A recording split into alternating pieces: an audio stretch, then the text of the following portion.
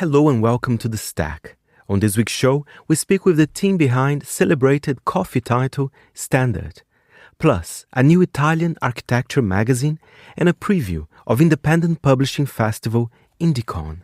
Enjoy the show.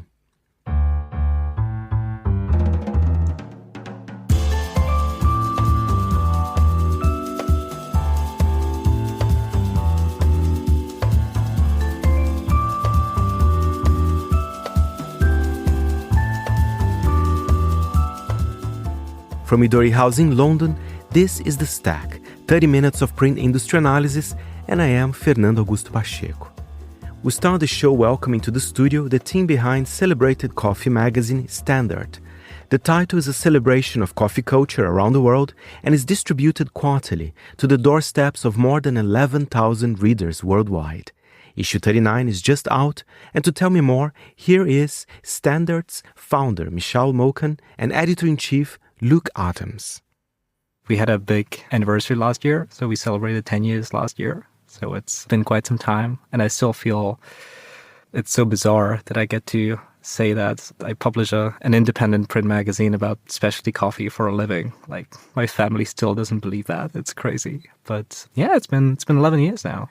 And how do you feel, before I move on to Luke, how do you feel the magazine has evolved during this period? I mean, because you're right, it's not every magazine that managed to have almost 40 issues, in this current world. Some parts evolved dramatically, like especially the aesthetics, the art direction, the quality of the content, largely because of Luke here. But fundamentally, the idea of Standart to really encapsulate the idea of a perfect cafe and help you as a reader to kind of teleport you from the comfort of your living room to this favorite coffee shop of yours. This idea, this escape from the digital noise, this fight against the algorithm, that fundamentally remained the same since day one, really. Luke, tell us about your experience at Standart, because you're back here on The Stack, but now talking about a different title. So yeah, it's a pleasure, but tell us a bit more. When did you get involved with the brand? Well, almost 10 years, I think. Yeah. Pretty soon. Right from the beginning. Yeah, pretty soon after Michael founded it. I think he was a slick operator from the beginning. So I think the way I learned about Standart was I was running a coffee shop in Oxford at the time, just after university. And I think Michael had sent out unsolicited copies of the first issue of the English language version of Standart to just coffee shops all over the place. And we received one. And I had a flick through and thought, this is great. This is just what the industry needs. Something that there wasn't a very high quality print lifestyle magazine that was focused on specialty coffee at the time. There were trade magazines and there were magazines that were old school magazines. So I loved the concept from the beginning, but my honest response, I studied literature, so I've always been a big reader. My honest response was fantastic effort, for most of the writers were Slovak and Czech nationals writing in English. And I thought this could do with a little bit of polishing maybe on the text front. So I got in touch and asked if he'd like to meet next time he was in London or around about Oxford. And he said, sure. So I met him for coffee at Caravan at King's Cross. I don't know if it's still there. Maybe it's been taken over. And he asked if I wouldn't mind proofreading the next issue, which I think was the second issue or maybe the third. So I did that as a freelancer. And after I'd submitted those deliverables, he invited me to Vienna, where he and the other two Standart early team were living. And I think 5 minutes after he picked me up from the airport, he said, would you like to come and work for us full time as an editor? And from that point onwards, I've been doing so. That's amazing. And one thing that is quite admirable about Standart as well is your business model. You have plenty of subscribers worldwide. And, as Luke was saying, from the beginning, you send the magazine to some coffee shop. So you were really thinking about it. And it's not just enough just to make a pretty magazine, right? Yeah. I mean, the distribution is a part of the product in a way. Well, it's certainly a part of the strategy. Like you have to think about that because there's a lot of ways how to build a business on, like, with publishing an independent print magazine, but there's also a lot of ways how you can lose a lot of money very quickly with publishing an independent print magazine. We knew from the very beginning that we'd love for the magazine to be primarily reader financed. which naturally means subscriptions. That turned out to be a great call in the times of the pandemic, when all the global distributions and all these like massive logistics came to a halt. But just because the readership was so spread out, and we literally knew where our readers live because they were direct subscribers. And where do they live, actually, if you can give us a snapshot? Yeah, it's all over the place. Last time I checked the numbers, it's 103 countries. Wow.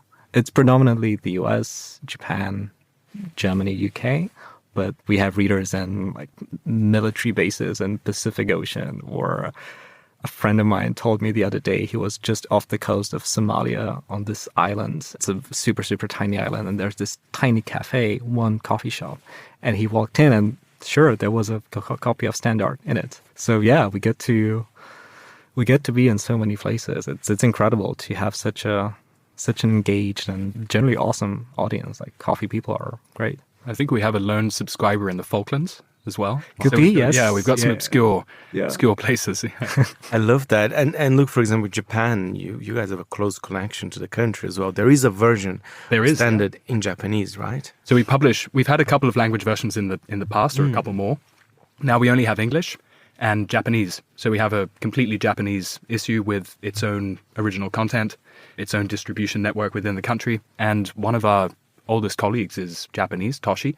He's been with us for almost as long as I have, I think 8 years or so. For a while now. And he really helped get Standart Japan off the ground. And thank God he did, because it's been a just massive success. We have a great readership in Japan, reading in Japanese. And because we're such a small team and we've worked so closely together for so long, there's a sort of sense in which Japan plays a part in our DNA, even in the international version. For instance, the cover issue 39, right?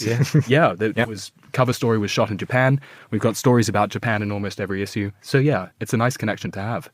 And I love the types of stories you guys cover, because even, I did mention that I'm not a coffee drinker. That's a bit embarrassing to admit, but I do like espresso martini, and I like coffee culture in general. Yep. So I wonder, perhaps, Michal, can you tell us about what type of stories do you like to cover? Because one thing that I really like about Standart as well, sure, you can make it about coffee, but then say, let's do a city guide to Paris or something like that. But you really focus on the coffee in very smart ways, I have to say.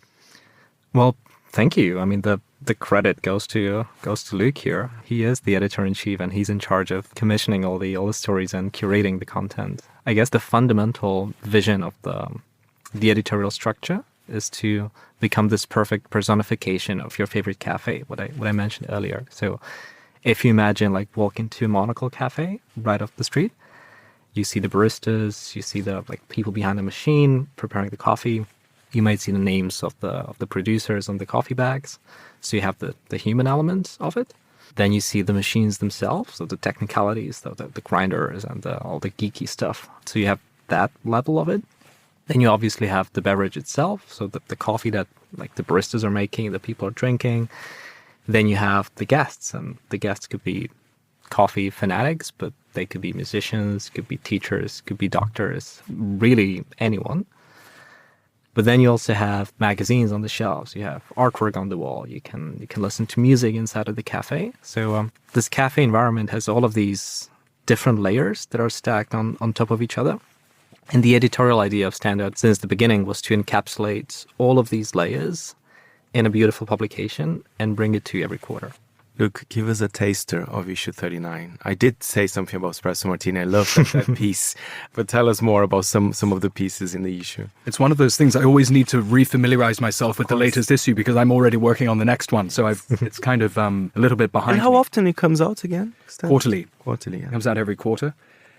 So yes, what do we have here? Well, obviously, I'm a fan of espresso martinis too, and most other drinks. Good taste. So you have good taste. That was a story about the history of coffee cocktails, written by one of our long-term contributors, Noah Berger, anthropologist, sort of sociologist, working out of Paris, I think, but she does travel around. I think that's one of the ways in which we have to approach the subject of coffee, is trying to use coffee more as an avenue by which to explore something else, something beyond it. Because we're almost 40 issues in.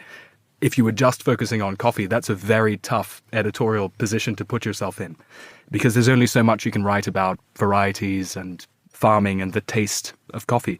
So we try to, I think maybe it has to do with my background and preferences in reading generally, which are mostly literary, travel writing, maybe essays.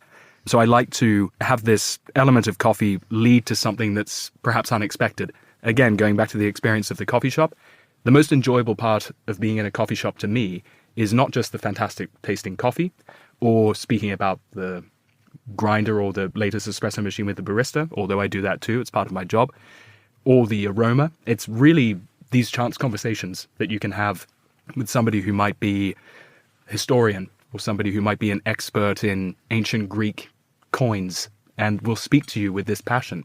And you get to see the world through the eyes of somebody else in a way that can expand your own consciousness or way of looking at the world. So that's what I try to do with Standart by including a really diverse range of stories. The other, I was really forced into this position again because you can only write so much about coffee itself. And the reason why I think Standart continues to develop and sort of move forward on a nice trajectory is we really move through coffee as quickly as we can to get to the stories of the people behind the coffee, if that makes sense. And people are so unique and idiosyncratic and have so much experience and history to share that that's always rich. It always provides something new. And if you focus on that element of coffee culture, I mean, it's endless what you can cover. Well, and you guys do that very well. And now a question to both of you. I don't want to put you on the spot, but which places or cities do you think do good coffee or good coffee culture? Like if you're going to travel because of coffee, where would you guys go? That's a tough one. Yeah. This could get us into trouble, actually. Yeah, this could get us into trouble. Sorry. Well, on a personal level, I have a very sentimental connection to Tokyo. Japan is historically not really a coffee drinker heavy country or culture. But I remember spending some time in Tokyo, and I remember visiting some incredible cafes around the Yoyogi Park area. And it just left such an incredible impression on me, which later on translated into the decision to start a Japanese version of Standart. So Tokyo would be probably somewhere in like top 5 for sure. Not a bad choice. What about you? I like to be a regular in places, whether it's a bookshop or a cafe or a pub or bar. I like this element of sort of village life if I can find it. And London is good for that, given that it's an enormous city, but it is just a kind of amalgamation of small villages in a way. So London has had a fantastically strong coffee culture for 2 decades at least. I find it endlessly enriching to step into these cafes and catch up on conversations that I might have started 5-10 years earlier with people that I've known for that long. So London is great. It's a great place to live. Outside of London, I think Prague has a lot going for it. They tend to be very progressive in terms of coffee culture. They're always on the sort of cutting edge. I'm not sure what it is about Prague, but they're always pushing forward in a way that you might not expect to look at the place because it's ancient looking, and it doesn't seem like the architecture and so on doesn't speak to this sort of future-orientated inclination that they seem to have. But Prague is, a nice one too.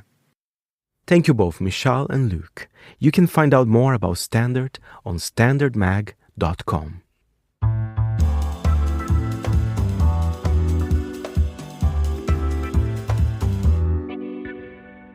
And now we head to Italy for a beautiful new publication on architecture. About magazine is a rosé pink, large-format title dedicated to the topic. Published by Hearst Magazine's Italia, the magazine is bilingual and aimed at Italian and English speakers with a love of the subject. Flip over the huge pages and you find drawings, photographs, and data on projects ranging from Oma's Simone Veil Bridge in Bordeaux to the Pilares Civic Center in Mexico City and the new wing of São Paulo's Art Museum, MASP. A pleasure speaking with the title's deputy editor, Giulia Ricci. About was really conceived, let's say, as a tool for architects. So it's really focused on architecture. And of course, it's part, like the magazine, the bookazine itself is part of a much larger editorial system. We have the website, we have events, we have newsletters, of course. And really, when we started with the editor-in-chief, Alessandro Valenti, and Kusher Svara, and Dario Verrengia, and the larger group at Hearst Italia that helped us, let's say, we built the magazine all together, coming from very different perspectives.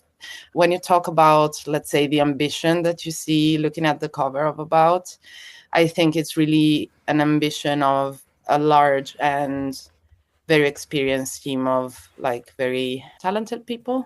I was trained as an architect in Italy and in Belgium. The education of an architect is really composed of two main parts. It's the theoretical part, the humanistic part, the reason why of the project, and then on the other side, the technical part, the artistic part, and the building as well, the process of construction. So it's really, let's say, about understanding architecture as something that is in the balance of these two things, like how the concept and the idea behind the project structures the project. And all the education of an architect comes from this process of continuous ping pong between these two parts. And so About is really simple as a structure, is made of 4 sections that are really simple. Every content is in alphabetical order inside of each section. So it has really a structure of something that works as a tool. So this was the main idea of About, to be a tool that is very useful. And this is also related to the large format we chose. And Giulia, what I find interesting as well, when I saw About, I loved the first issue, but it's published by Hearst Magazines Italia, which is quite a big publisher, a commercial publisher as well. So it's quite interesting that they want to do a magazine like this, very much focused on architecture. It's not perhaps one of their usual titles. What do you have to say about this? I think the idea was to really relate to a field in a very different way. Mm-hmm. And also to a more specialized audience, because the target of About is architects and students, perhaps some lovers of architecture and people who are interested in architecture. Of course, we aim at being, let's say, readable in terms of language to a larger public, but it's really super focused on architecture. In other historical magazines related to architecture, you usually find features on design, on the arts, etc. And this made us really choose a way that it's more specialized in the field, which doesn't exclude in the essay section, for example, to, let's say, broaden the perspective, but still we want to remain focused on this type of audience. What was the inspiration for the magazine? Because I think Italy has a great tradition of design titles from decades ago. So I wonder where you were looking, perhaps, when you guys thought about first. When we conceived About, the idea was really to relate to the existing media landscape, of course, specialized media landscape. And so we looked at, we first really made an assessment on where are we now? What is the media landscape today when it comes to architecture? So, of course, there is a feeling between, let's say, in the architecture community of magazines being stuck in a way in the usual formats. And I believe, especially printed media in architecture, hasn't changed that much since the rise of the internet.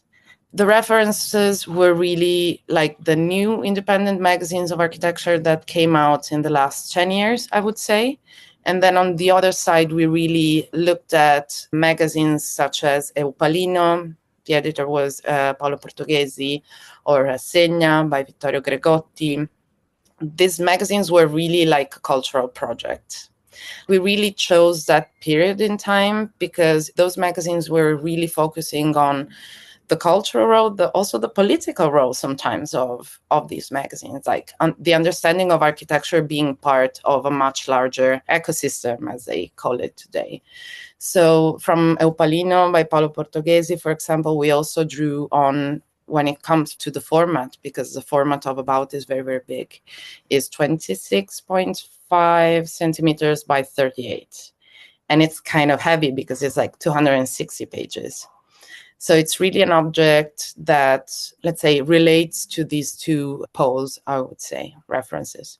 And we have to talk as well about the visual identity of the magazine, because in each project from the ones featured, there are a lot of graphs and it's so in-depth, and even, I don't have a background in architecture, but I was reading the piece on the MASP in São Paulo, which is, where I'm from, but it was so interesting to know how in-depth that was. I haven't seen this anywhere else, for example.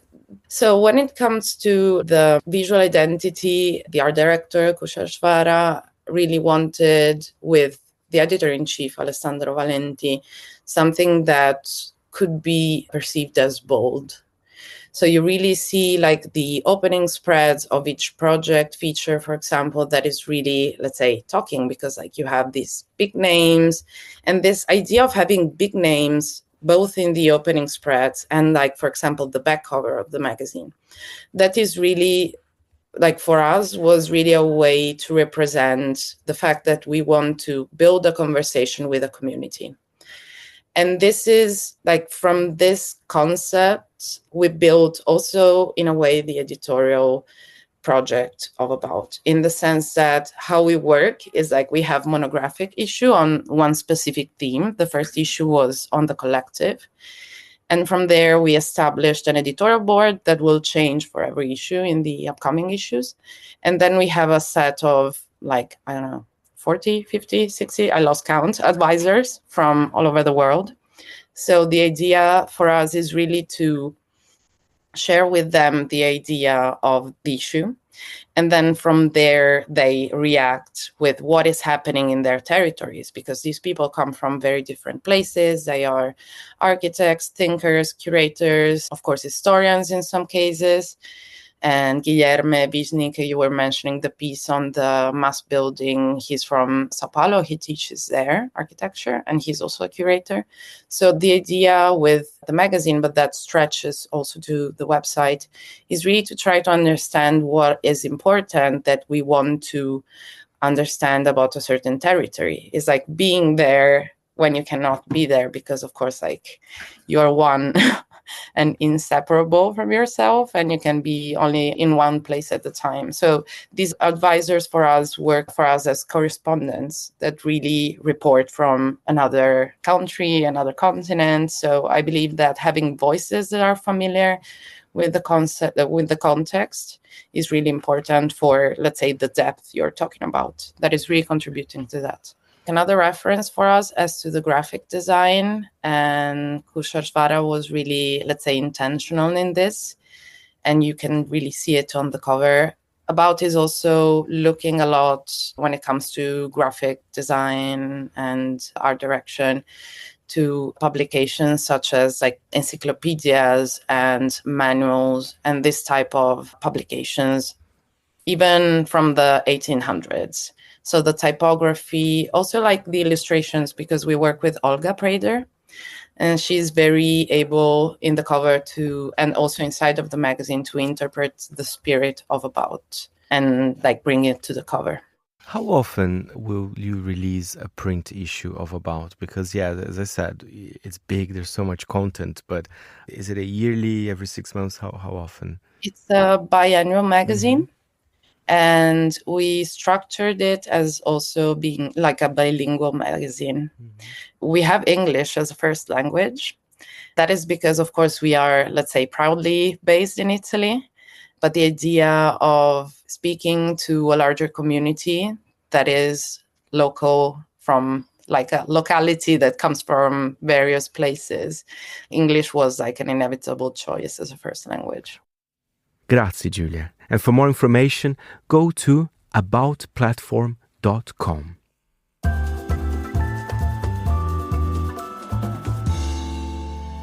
And now we head to Hamburg. As usual here on The Stack, we like to preview one of the top independent publishing festivals worldwide, Indiecon. This year, the theme of the festival is, Where Do We Go From Here? Always a pleasure talking with Nina Prader, contributing curator for Indiecon. Well, this is the 12th edition of Indiecon, which is powered by Die Brüder Cooperative for Code, Content and Design in Hamburg and in Berlin. It started out as a conference in 2014, and here we are in the 12th edition. This year's question is, where do we go from here? Which is hopefully a constructive question in relation to the climate crisis, the dangers in the world at large, and also in the production of content and distribution and creation of magazines and building community and all these lovely things that are a big part of Indiecon. But I love this question. You know why? Because I think for a few years, especially magazine makers, they had the question, why are we here? Do we still matter? But no, we do. And now how can we actually move along? That's what I kind of understood of this question, right? It shows some maturity for the industry as well. Yeah, I think it really reflects the possibility of new narratives, the possibility of new ways of being together, of thinking about constructive ways how to create magazines, books, podcasts, zines, the whole conglomerate of ways of getting your voice out. There's so much of that at Indiecon. And everybody has their own path. I was looking at the program, at the lineup. I mean, incredible guests. And yeah, it does ask questions. So, for example, Anya from Broccoli Publishing, where she was talking about, I had to kill a magazine to create a new one as well. So that's super interesting kind of themes.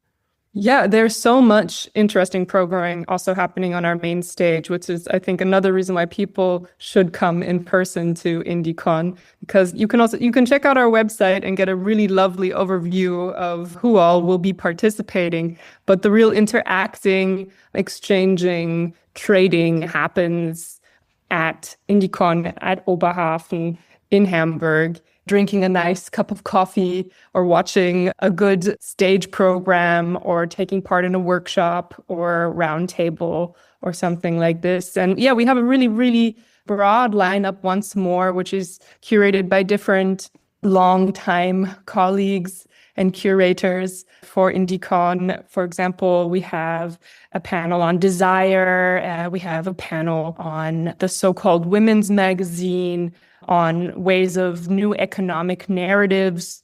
There's something in it for everyone who wants to learn, from the beginners to the experts, let's say.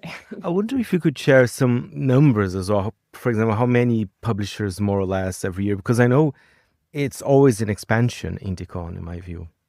I mean, it's really amazing. This year we have like 140 publishers from 30 countries coming to Indiecon. I mean, we have Meantime magazine coming from Singapore, which is also a really beautiful publication. They put so much time into how they create their publications. And then you're not even counting the visitors who will be coming, which is something like 2,500 people.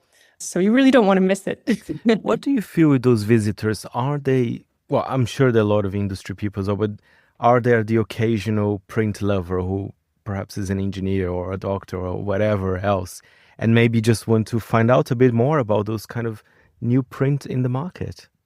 It's really broad. We have people who just appreciate printed matter in all its forms, from collectors to makers to the designers, the magazine makers, independent publishers, but also just the really open public. Everyone is welcome. It's free. There's really nothing to lose. And I think printed matter is still such a vital source for information sharing, even in this digital age. And looking at 2025, how are you seeing the magazine market? Are you still excited with the new launches? And, as host of the Stack, I have to say, I still am, there are a lot of still first issues, which is always a very exciting thing. I mean, I think the independent publishing market is really the most exciting publishing market, I want to say, because this is really where all the innovative new ideas happens, where communities come together to platform voices that you may not see in the mainstream markets that really need to be in mainstream markets, where people find new ways of kind of an economic model to even create a magazine and then maybe even create it in a digital way. So really the sky is limitless in this space of independent publishing. And I think a lot of old school makers or publishers stand to learn a lot from these spaces as well. And I think actually our futures depend on more intergenerational exchanges between independent publishing spaces and the sort of maybe more established or the mainstream publishing markets. Will we be able to see you on stage as well? Yes, I'm very excited. I'm hosting a panel with Colorama and Afghan Punk magazine, the notion of the so-called women's magazine. And interesting topic. Yes, sort of this question around what this title holds, but also what it can maybe activate or cover, perhaps, or encode. We also have such a vibrant community program every year. So if you're not just taking part in the fair activities, you can also get a trade visitors ticket, which gives you access to all sorts of roundtables, workshops, even breakfast to kind of get to know people. And just there, I would also maybe like to highlight Nikki Simpson from the International Magazine Center, who will be giving a workshop on how to even make a magazine. So if you want to get in on it all, then come and participate. Thank you so much, Nina. A reminder that Indiecon 2025 takes place from the 5th to the 7th of September at Hamburg's Oberhafen. For more information, go to indiecon-festival.com. And that's it for this week's show. My thanks to our editor, Jack Dewars. Any comments or queries, feel free to write to me, Fernando, at fp@monocle.com. We're back next Saturday, and meanwhile, you can always listen again at monocle.com or subscribe to The Stack on Apple Podcasts and Spotify. You've been listening to The Stack. I'm Fernando Augusto Pacheco. Until next time, it's goodbye from me.